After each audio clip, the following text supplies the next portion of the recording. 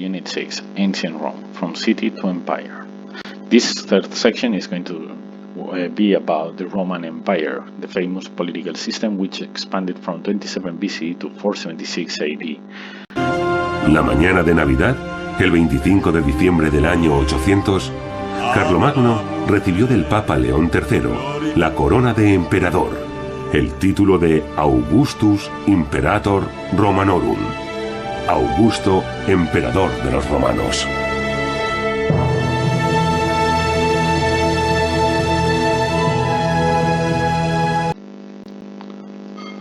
You will ask why suddenly in the year 800 somebody was crowned Augustus Imperator Romanorum, Augusto Emperador de los Romanos, because the Roman Empire, since its decline and fall, has become the symbol of power throughout Europe and throughout the Western world.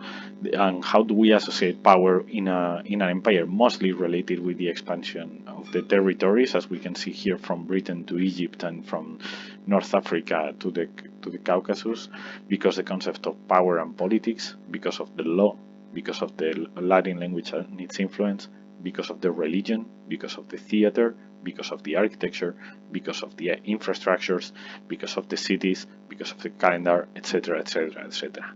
The Roman heritage, summarizing, is infinite. The beginning of the empire, we can trace it back to the assassination of Julius Caesar on the floor of the Senate on the 15th of March of 44 BCE by Roman senators, stabbed 23 times, which led to the appearance of the second triumvirate among Octavian, Mark Antony, and Lepidus holding power, which led to the famous civil war between mostly Octavian and Mark Antony, which ended in the Battle of Actium in 31 BCE, in which Octavian defeated the navy of Cleopatra and Mark Antony, and that led to the appearance of this new system of government. In 27 BC, the Senate gave Octavian the title of Augustus and the title of Princeps, that is, he received political and religious powers. Therefore, this was the appearance of a new system of government that it is going to be called empire. As an emperor, as a leader of an empire, he had all the powers, and we are going to categorize them in three types. Political power, and he became the head of the Senate. He was the Princeps Senatus, and he assumed most of the powers of the Senate. He directed foreign policy, he established the laws, etc. He also directed the army. He had lifetime power, he named his successors, and he was considered divine and main priest of Roman religion, so-called Pontifex Maximus. As an anecdote, Pontifex means pontifice in Spanish, and it is the word we still use for Pope. This is the Twitter account of Pope Francis I, which is @Pontifex.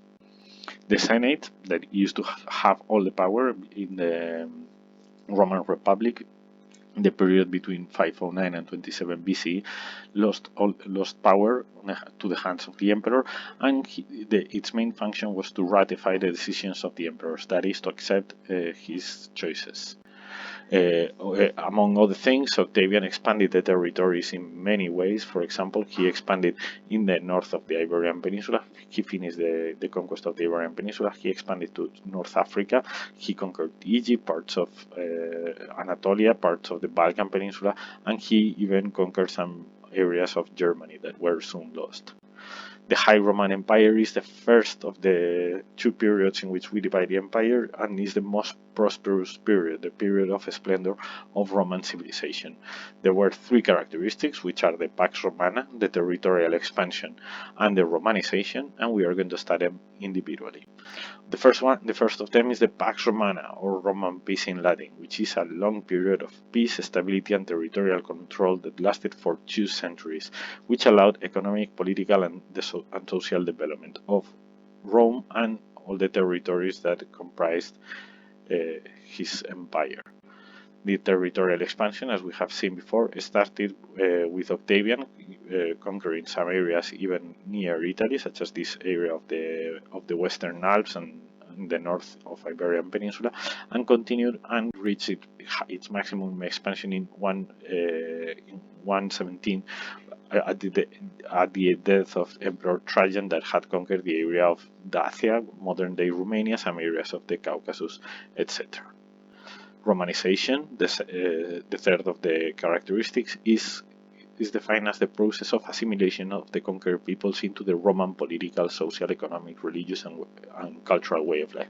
That is, somebody could be a Celt, somebody could be a Gaul, somebody could be an Iberian, but eventually all of them became Romans. They spoke Latin, they worshipped Roman gods, and they live in cities, they traded with Rome, etc., etc. The main characteristics, the main features of this process of Romanization is the use of Latin language, of the life in cities, the use of Roman law, the Roman system of social system, and Roman religion. So when the Monty Pythons ask, what have the Romans ever done for us? Pretty much what they did is, during the High Roman Empire, they created the basic core of Western civilization. The Low Roman Empire is the second division of this period, which goes from 284 to 476 AD. This begins with the crisis of the 3rd century, which lasted for most of the century, in which the expansion of the territories stopped, barbarians attacked the empire, there were cases of corruption, political crisis, and civil wars inside the empire, and because of this mixture of corruption and the attacks of the barbarians, there was a sensation of insecurity, which led to a decrease of trade and the ruralization of society. That is, people who were living in cities escaped to the countryside in order to be protected. I would recommend you to watch John Green's Crash Course World History 12, The Fall of the Roman Empire in the 15th century, in which it explains some parts of the Low Roman Empire and the Byzantine Empire, which we are going to discuss later on. The territories, even in this situation of crisis and instability, were even divided. For example, in this case, in 268, they were divided in 3 parts, as we are going to see here in this map. And then, for example, there was a moment of tetrarchy, that is the power of 4, during Emperor Diocletian. Constantine the Great, one of the most famous emperors in Roman history in the early 4th century,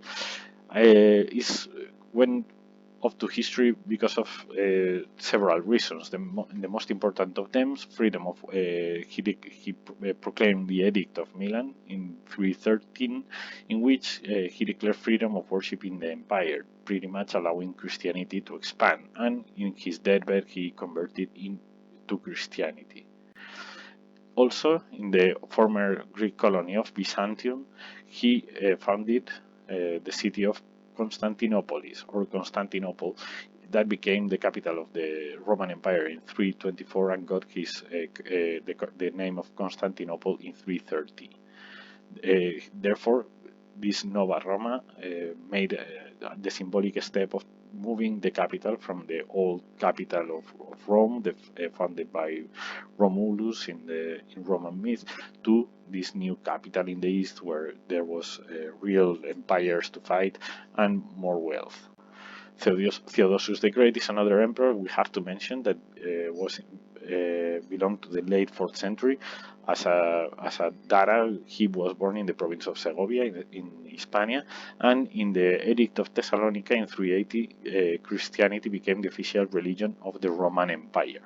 Also, Theodosius the Great, when he died, he divided the empire into halves. The western part, inherited by Honorius Augustus, that fell in 476, and the Eastern Roman Empire, that it will be later called Byzantine Empire, which fell in 1453, that was inherited by Arcadius Augustus.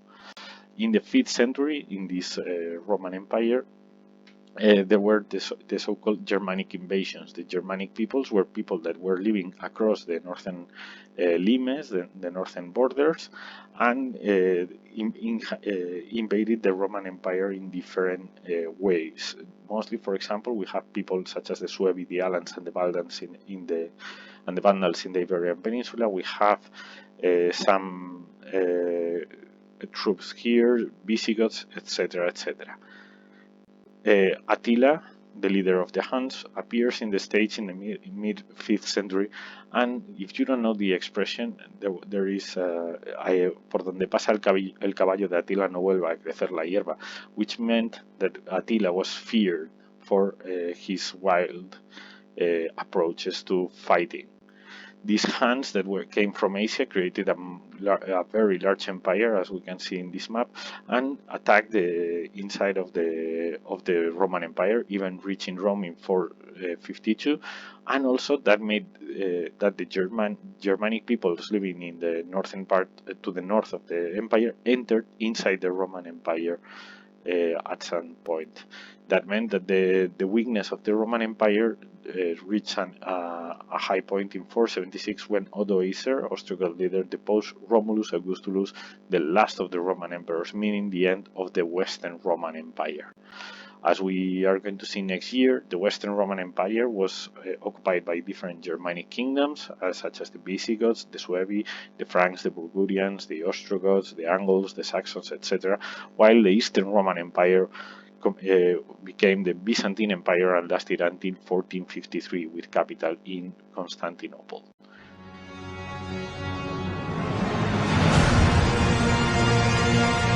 Thanks for watching.